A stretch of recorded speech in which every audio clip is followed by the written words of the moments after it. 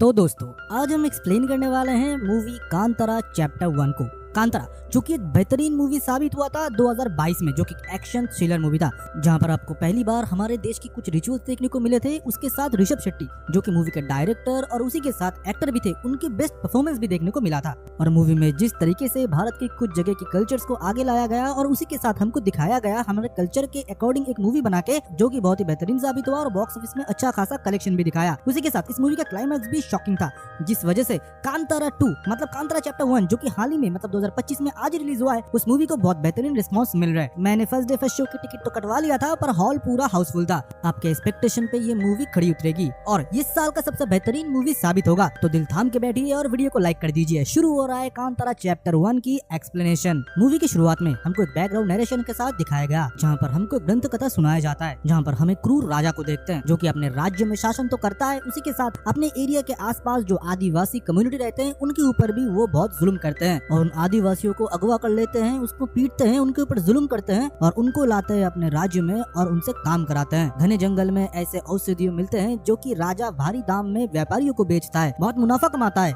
पर इन लोगों के ऊपर सिर्फ जुल्म ही करता है। इधर कांतारा कम्युनिटी के लोग रहते हैं और इस जगह को बोला जाता है भगवान का मधुबन, जहाँ पर राजा जाने की सोच रहा है, पर उधर जाना मना है और सारे मानते हैं कि उधर देव रहते हैं जो कि कभी भी राजा को उधर घुसने नहीं देंगे। फिर भी राजा नहीं मानता, उन आदिवासियों के ऊपर वो जुल्म करता है और उनके मधुबन में घुसने की वो कोशिश करता है, पर ये मानो एक चाल था और एक मौत का बुलावा। राजा उधर रात के अंधेरे में अपने सैनिकों के साथ और अपना बेटा राजशेखर के साथ जाता है और ये सोचता है कि भगवान के मधुबन को और देव को वो बंदी बना लेगा, पर ये सोच मानो उसकी मौत की कारण बनी। धीरे धीरे उसके सैनिक मानो किसी दिव्य करण से विलुप्त हो गए, मतलब वो मार दिए गए। उसी के साथ उसने गलती कर दी कि पावन धरती में जाके उसने जंगल को आग लगा दिया। देव का शरीर जल रहा था और उसी के साथ हम देखते हैं कि राजा को भी खत्म कर दिया जाता है। सिर्फ उसका बेटा छोटा राजशेखर उधर से भाग निकलता है। राजशेखर बहुत ही छोटा था, वो बच्चा था, वो भाग रहा था जंगल में इधर उधर। तब करपा आदिवासी जो कि कांतारा में रह रहे थे, उस बच्चे को सही सलामत राजा के राज्य में उसने लौटा दिया। राजशेखर धीरे धीरे बड़ा हुआ और उसने राज्यभार संभाला। कभी भी मुल्क कांतारा की तरफ उसने नहीं देखा। उसके 2 बच्चे हुए, एक लड़का और एक लड़की। लड़की अपाहिज हुई थी। तभी हम देखते कि करपा आदिवासी के उधर से 2 लोग आए थे जो कि वो देख के बोलते, महाराजा हमारी औरत की दूध इस बच्चे को पिला दीजिए तो ये ठीक हो जाएगा। महाराजा भी उन पे इतना विश्वास करते हैं क्योंकि जब ये छोटे थे यही आदिवासियों ने ही बचाया है, तो इस छोटी बच्ची को इनके दूध पिलाया जाता है तो बच्ची धीरे धीरे ठीक होने लगती है। और दूसरी जगह हम कांतारा के लोगों को देखते हैं जिनको अपने देव के सामने रखा हुआ एक कुएं में एक छोटा सा बच्चा मिलता है। वो बच्चा कैसे प्रकट हो गया किसी को भी नहीं पता, पर उसकी रक्षा मानो स्वयं माता पार्वती की शेरनी कर रही थी। तभी उस बच्चे को बाहर लाया गया और एक आदिवासी माँ उसे पेरिमा करके पुकारती है और बोलती है कि ये कांतारा को बदल देगा। फिर हम देखते हैं कि समय बदलता है और कुलशेखर राजा बन जाता है। राजशेखर अपनी गद्दी अपने बेटे को सौंप देता है और उसकी जो बेटी है अब वो ठीक हो चुकी है, कनकवती, जो कि दिखने में बहुत ही सुंदर थी। कुलशेखर स्वभाव से बहुत ही हिंसक था और राजा बनने की बिल्कुल लायक नहीं था। फिर भी राजशेखर चाहता था कि अपनी पूरी राज्यसभा उसको सौंप दे, कांतारा के अलावा, क्योंकि उसके पिताजी कांतारा में अपनी जान से हाथ धो बैठे और वो भी जिंदा बच के लौट आए बस। पर ये कुलशेखर किसी का सुनता ही नहीं। ये अपनी मर्जी का मालिक है, लड़कियों का नशा रखने वाला और उसी के साथ शौक पालने वाला, ऐसा है नया राजा। तब उसका मंत्री बोलता है कि हमको कांतारा जाना चाहिए शिकार के लिए क्योंकि आपके पिताजी ने मना किया है, तो उधर जरूर कुछ न कुछ मजेदार होगा। तो क्या था, पूरे राज्य में सारे लोग डरते कांतारा जाने के लिए, पर राजा का आदेश है तो जाना तो पड़ेगा ही।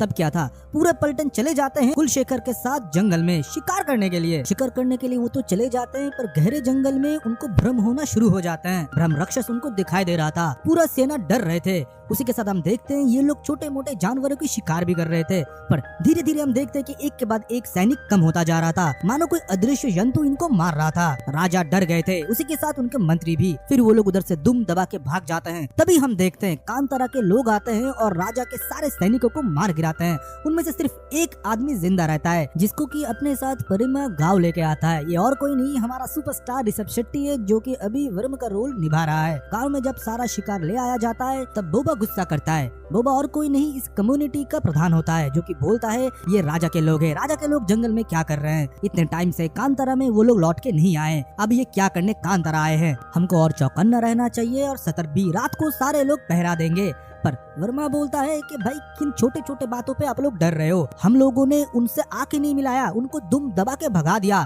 उनके राजा भी हमसे भाग निकले, हम इतने पावरफुल हो चुके हैं कि हमको सीमा मानने की कोई जरूरत नहीं है, हम सीमा के उस पार जा सकते हैं। तभी हम देखते हैं उस सैनिक को जिसको कि वर्मा पकड़ के लाया था, उसको होश आता है और वर्मा के दिमाग में आइडिया आता है कि भाई इसको ढाल बना के हम सीमा के उस पार जा सकते हैं कैदियों के कपड़े एक्सचेंज करके। काऊ वाले पहले नहीं मानते हैं पर वर्मा ने उनको भरोसा दिलाया, हम सिर्फ जाएंगे देखने के लिए कि वो लोग क्या करते हैं, उनका रहन सहन क्या है, हमसे क्या अलग वो करते हैं, हमारे जीवन में क्या सुधार हम ला सकते हैं, क्योंकि उनके पास जो हथियार थे वो बहुत प्रगतिशील थे, जो कि अभी भी ये लोग पत्थर के बनाए हुए हथियार यूज करते हैं। कपड़े भी इन लोगों के पास उतने नहीं थे। तो ये लोग भेष बदलते हैं और भेष बदलने के बाद ये लोग चले जाते हैं सीमा के उस पार, जहाँ पर उस कैदी को ढाल बना के वो राजा के राज्य में प्रवेश करते हैं और देखते हैं कि उनका रहन सहन क्या है। ये लोग अभी भी आदिवासियों के ऊपर अत्याचार करते हैं और उनसे काम निकालते हैं, उनके गांव से औषधियां जड़ी बूटियां चुराते हैं और आगे जाके व्यापार करते हैं। उसी के साथ ये लोग देखते हैं कि कैसे इन लोगों ने रथ बनाया, कैसे ये लोग लोहे के निर्माण से हथियार बनाते हैं, उसी के साथ उनको पानी के बर्तन में कैसे वो लोग पानी संग्रह करते हैं। ये सब कुछ भी वर्मा सीख रहा था, पर बस वो कुछ टाइम तक ही चला, क्योंकि इनके हाव भाव स्वभाव से गार्ड को शक हो जाता है कि ये लोग बहरूपीय हैं। तो उनके ऊपर ये लोग पड़ जाते हैं और ये लोग भी भागने लगते हैं। भगदड़ में मुलाकात होता है रानी कनकवती से, जो कि खुद मुसीबत में थी। इतने भाग दौड़ में घोड़ा छूट जाता है और उनके तरफ आने ही वाला था।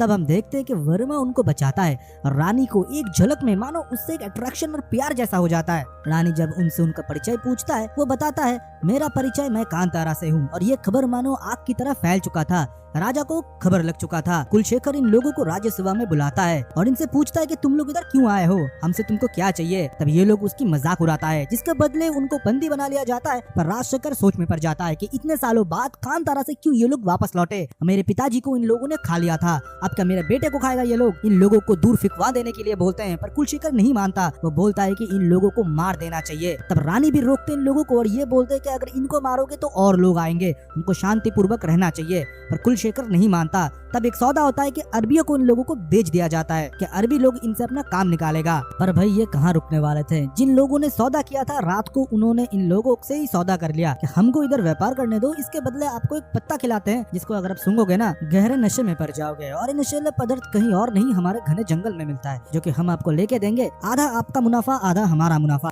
वर्मा मानो सौदा सीख चुका था।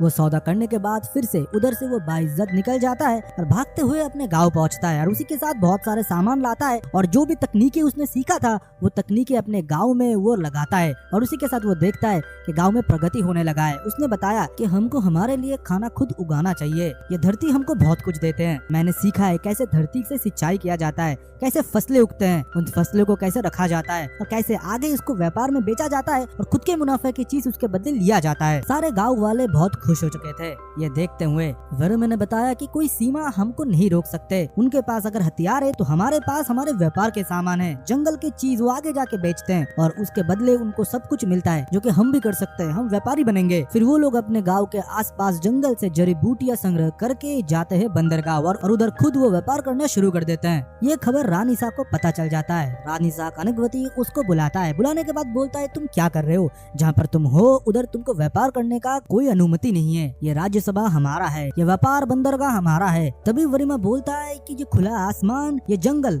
ये जमीन, ये क्या आपका है, ये कुदरत का है, ये हम सब का है और इधर व्यापार करने के लिए किसी की अनुमति तो मुझे नहीं चाहिए। धीरे धीरे हम देखते हैं कि कनकवती को मानो वर्मा का यही चटक स्वभाव पसंद आता है। दोनों एक साथ धीरे धीरे करीब होने लगे थे, पर वर्मा बोलता है मुझसे आप दूर रहिए, जुगनू के पीछे अब खो जाओगे। फिर से हमको दिखाया जाता है कि इन लोगों को व्यापार और तेजी से करना था, इसलिए उनको और घने जंगल में जाना पड़ेगा, जहाँ पर कि ये मधुबन के लोग भी जाने से डरते हैं क्योंकि उधर करप्पर प्रजाति के लोग रहते हैं। ये लोग बहुत ही खूंखार और बेरहम होते हैं। इसके साथ काला जादू में भी ये लोग माहिर थे। जंगल के अंदर के क्षेत्र में तो वो लोग पहुंच जाते हैं, पर धीरे धीरे मानो उनके भी लोग मरने लगे थे। वर्मा सोच में पड़ जाता है और उसके कानों में बजती है झिंगुर के आवाज, जो कि उसके कानों से रक्त निकाल दे रहा था। वो खुद को संभाल पाते हैं, उसी के पहले करप्पर प्रजाति के लोग लोग इनके ऊपर हमला कर देते हैं और एक एक करके इनको बहुत मारते हैं। तभी हम देखते हैं कि कणप्पा प्रजाति के एक राक्षस जो कि अंधेरे काले गुफा से काला जादू से पैदा हुआ है, वो आता है और वर्मा के छाती पे वो खड़ा हो जाता है कि उसको जान से ही मार देगा। तभी हम देखते हैं कि वही शेरनी आती है और उस राक्षस को वर्मा से दूर करता है और उसको जान से खत्म कर देते हैं।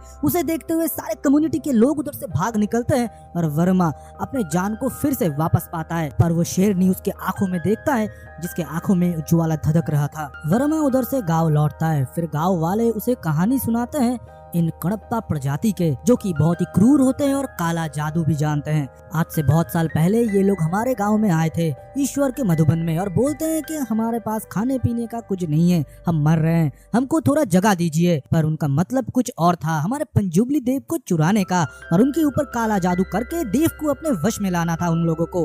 कुछ टाइम तो गाँव में सब कुछ ठीक चल रहा था, धीरे धीरे जानवर मर रहे थे, वो लोग धीरे धीरे गाँव में कब्जा कर रहे थे और एक दिन तो पंजुबली देव के ऊपर वो लोग काला जादू कर रहे थे। तभी मानो पार्वती जी का शेरनी आता है और उसे जान से खत्म कर देता है और फिर से हमारे ईश्वर के मधुबन में नया सूरज उगता है।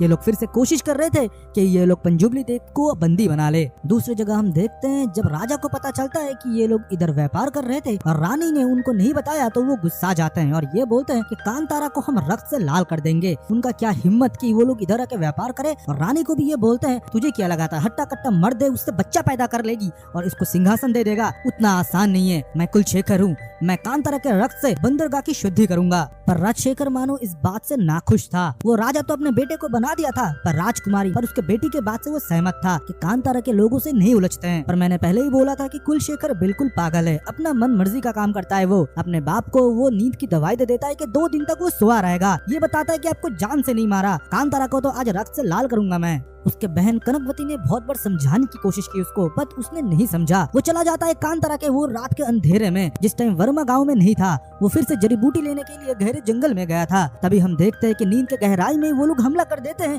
कांतारा के लोगों के ऊपर, बहुत लोगों को मारते हैं। इसी के साथ मानो उसके मन में एक इच्छा था कि ईश्वर के मधुबन को वो फिर से हासिल करेगा, जो कि उसके दादा नहीं कर सके और उसके दादा के बाद उसी ने आखिरी बार इधर पैर रखा है उसके वंशज में। और वो चाहता है कि इस जगह को वो भस्म कर दे और ईश्वर के मधुबन को वो हासिल करे और देव को भी बंदी बना ले। देखते देखते कांतारा को शमशान में उन लोगों ने बदल दिया। तभी हम देखते कि कांतारा के लोग अपने देव पंजुबली देव से बोलने लगे कि हमको मुक्ति दे दो, इस क्रूर राजा से हमको बचा लो देव। उसी के साथ उनके रिचुअल भी शुरू हो जाते हैं, जिसकी रिचुअल की गूंज बहुत दूर तक जाती है, जिसको वर्मा भी सुन लेता है और वर्मा अपने गांव की तरफ भागने लगता है। पर उसके पहले बहुत ज्यादा देर हो चुका था। वर्मा के माँ को भी इन लोगों ने मार दिया था, इसी के साथ छोटी छोटी बच्चियों को भी। वर्मा आता है राजा को रोकने के लिए, पर कुलशेखर अपने लोगों से उसको भी मारता है। तभी हम देखते हैं कि पंजुबली देव के सामने जो कुआं था उसके अंदर से कोई भव्य शक्ति निकलता है और वो वर्मा के अंदर घुस जाता है। वर्मा फिर मानो होलिका देव बन जाते हैं, जिनको उनके कथा पुराणों में बोला जाता है कि ये देव का उग्र रूप है।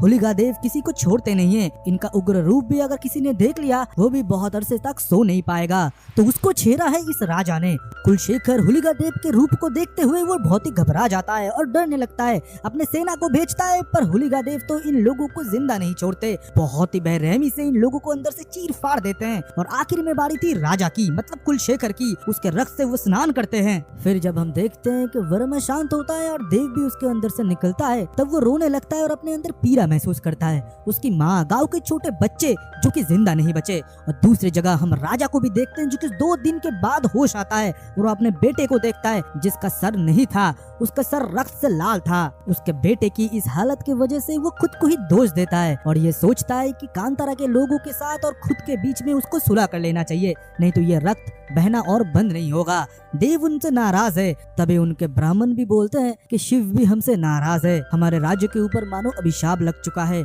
हमको अगर सब कुछ ठीक करना है, हमको दोनों के बीच में सुलह करवाना पड़ेगा, कांतारा के लोगों के बीच और हमारे बीच। तभी हम देखते हैं कि संदेशा लेके और पैगाम लेके पहुंचती है राजकुमारी कनकवती, जिसको स्वीकारने के लिए तो वर्मा बिल्कुल नाराज था, क्योंकि वो बोलता है कि हमारे पंजुबली देव को ठेस पहुंचा है और हमारे लोग अब जिंदा नहीं है, सिर्फ तुम लोगों की वजह से। कनकवती भी बोलता है कि हमने भी अपनों को खोया है, पंजुबली देव हमको जरूर माफ करेंगे। आप पंजुबली देव को बोलिए कि हम लोग उनकी शरण में आना चाहते हैं और आप सारे लोग राजसभा चलिए, जहाँ पर भगवान शिव और पंजुबली देव एक साथ रहेंगे। 2 देव हमारे साथ रहेंगे तो कांतारा की और हमारे राज्य की, राज्यवासी की, सबकी भला होगा। ये बात पे मानो कांतारा के लोग मान जाते हैं और राजा के लोग भी। फिर महा उत्सव का आगमन होता है, जहाँ पर हम देखते हैं कि पंजुबली देव देव को सर पे लेते हुए वर्मा जाता है राजा के राज्य की तरफ। पूजा संपन्न होने के बाद राजा उससे एक चीज मांगता है। मांगने से पहले वर्मा बोल देता है, बंदरगाह आपकी ही रहेगी, हम बस व्यापार करेंगे, पर आपको भी पीड़ित आदिवासी को छोड़ना पड़ेगा जिनके ऊपर आप लोग जुल्म करते हैं। दोनों इस बात पे मान जाते हैं और खुशी खुशी अपने गाँव लौट आते हैं कांतारा वाले। पर अगले दिन सुबह से ही मानो बच्चों लोगों की तबीयत खराब होने लगी थी, उनको महामारी लग चुका था। तभी हम देखते हैं कि बड़े बुजुर्ग एक तपस्या से निकलते हैं और ये बोलते हैं कि हमारे देवों को वश में कर लिया गया है, देव को बंदी बना लिया गया है, करप्ट प्रजाति के लोगों ने काला जादू किया है। और यही था राजा की सोची समझी चक्रव्यूह, जिसको कि वर्मा देख नहीं सका। जब राजा छोटा था, गांव से भागने में मदद किया था करप्ट प्रजाति ने, जो कि काला जादू करता था। राजा की बेटी जो कि अपाहिज पैदा हुआ था, उसको दूध पिलाया था, तो वो भी करप्ट प्रजाति से मिला हुआ है। उसको पता था कि ये पूरा खेल कैसे रचना था, उसने वैसे ही रचा। कैसे? पंजुबली देव को उन्हीं के हाथों द्वारा राज्य में उन्होंने बुलाया और पंजुबली देव को करप्ट प्रजाति ने बंदी बना लिया, वही ईश्वर के मधुबन पाने के लिए। मतलब जब उनके दादाजी भी गए थे, यही करप्ट प्रजाति ने उनको बताया था कि ईश्वर के मधुबन में आपको कब्जा करना है। जब उनसे ना हुआ तो उनके बेटे से करवाना चाहा, पर उनके बेटे ने नहीं किया तो उनके बेटे से करवाना चाहा, जो कि कुलशेखर आज मौत के घाट उतार चुका है। तो अब उनके बेटी से ये लोग ये करेंगे, और इन लोगों ने कर भी दिया। पंजुबली देव को उन्होंने बंदी बना लिया और उनके ऊपर काला जादू कर लिया। धीरे धीरे कांतारा सूखने लगा था और कांतारा ने जंग की ऐलान कर दिया था राजा के खिलाफ। और दूसरी जगह हमको देखने को मिलता है जो कनकवती है, जो कि एक छलावा है और वो कणप प्रजाति से ही है। फिर वो अपने पिताजी के ऊपर ही काला जादू करता है और उनको पूरी शक्ति प्रदान करता है। जब तक वो वर्मा के साथ घूम रहा था, उसके शरीर से हर एक अंग से छोटे छोटे चीज उसने संग्रह किया और आज काला जादू के माध्यम से अपने पिताजी के अंदर पूर्वजों की शक्ति और करप्ट प्रजाति की काला जादू की शक्ति डाल चुकी थी वो, क्योंकि उसे पता था जो वर्मा है वो शिव का एक कण है, पंजुबली देव का हाथ है उसके ऊपर और वो ही कांतारा का रक्षक है, तो उसको हराना किसी साधारण मनुष्य के लिए तो संभव ही नहीं है। दूसरी जगह हम देखते हैं कि कांतारा के लोग युद्ध छेड़ देते हैं, जहाँ पर हम देखते हैं कि वर्मा खोज रहा था कनकवती और राजा को, जिसको कि उसे मौत के घाट उतारना था, पर अब तक तो काला जादू हो चुका था। राजा जब वर्मा के आमने सामने होता है, वर्मा उसको नहीं झेल पाता, क्योंकि उसके अंदर अपार काला शक्ति है और 3 पूर्वजों को भी शक्ति, जो कि ईश्वर के मधुबन को पाना चाहता है। उसी के साथ हम देखते हैं कि उसी कुएं में उसको धकेल दिया जाता है और तभी उसको दर्शन मिलता है, और किसी की नहीं परम शंकर की, देवाधिदेव महादेव की, और उनको छूते ही मानो उसके अंदर शिव की एक कण प्रवेश कर जाता है और वो पूरा बदल जाता है। आंखों में मानो ज्वालामुखी की तरह आग धधक रही थी और पूरे शरीर में मानो रक्त की जगह शिव जी के कंठ बीज फैला हुआ था। जिस किसी को भी ये छुएगा वो वश हो जाएगा। पूरे संसार में कोई भी शक्ति नहीं थी जो कि आज इनके सामने सर ऊंचा कर पाए। फिर क्या था, इन लोगों के बीच होता है सबसे बड़ा महायुद्ध। भगवान शिव, पंजुबली देव और देवी चामुंडा तीनों मानो वर्म के अंदर एक एक करके प्रवेश कर रहे थे। हड़प्पा के पूरे प्रजाति के साथ राजकुमारी कनकवती और उसी के साथ राजा, इन तीनों को वर्मा खत्म कर देता है। देव उसके ऊपर सवार है तो उसको किसी का डर नहीं है, कोई भी उसके सामने हो कोई जिंदा नहीं बचेगा। फिर कुछ टाइम बाद हम देखते हैं फिर से वर्मा को शांत किया जाता है। अभी कांतारा में शांति है, रात का टाइम है और कोला रिचुअल चल रहा है, जहाँ पर हम देखते हैं कि वर्मा ने पंजुबली देव का रूप लिया है और वो रिचुअल पूरा करते हुए उस कुएं के अंदर कूद जाते हैं। फिर बहुत टाइम बीत जाता है, जहाँ पर हम देखते हैं एक छोटा बच्चा आके बोलता है कि इसके अंदर कुआं किधर है दादाजी। दादाजी बोलते हैं ये कभी किसी और कहानी में सुनाऊंगा। इसी के साथ ही कांतारा चैप्टर 1 की एक्सप्लेनेशन खत्म होता है। एक छोटे से डिस्क्लेमर मैं देना चाहूंगा, ये मूवी अपने आप में एक कथा है, जो मूवी देखने के बाद मेरे आंखों में भी आंसू आ गए थे। इतने ज्यादा इसमें चैप्टर है और शेड्स है जो कि एक एक्सप्लेनेशन बताना बहुत ज्यादा मुश्किल है। मैंने कहानी को ऐसे सेट किया है कि एक ऑडियंस जो कि एकदम नॉर्मल माइंडसेट से आता है वो भी इस वीडियो को एंजॉय कर पाए एंड समझ पाए कि कांतारा चैप्टर 1 में क्या हुआ है। बाकी इन डिटेल्स में मैंने उतना एक्सप्लेनेशन नहीं किया है क्योंकि वीडियो बहुत लेंदी हो जाता। मैंने बस आपको समझाने के लिए और एंटरटेन करने के लिए इस एक्सप्लेनेशन को बनाया है। बहुत सारे कैरेक्टर, बहुत सारे स्टोरीज भी इसमें एड्स थे जो कि बताता तो बहुत लेंदी हो जाता और स्टोरी से आप बहुत ज्यादा भटक भी जाते। तो ये था पूरा एक्सप्लेनेशन। अगर आपको पसंद आता है तो वीडियो को लाइक करें।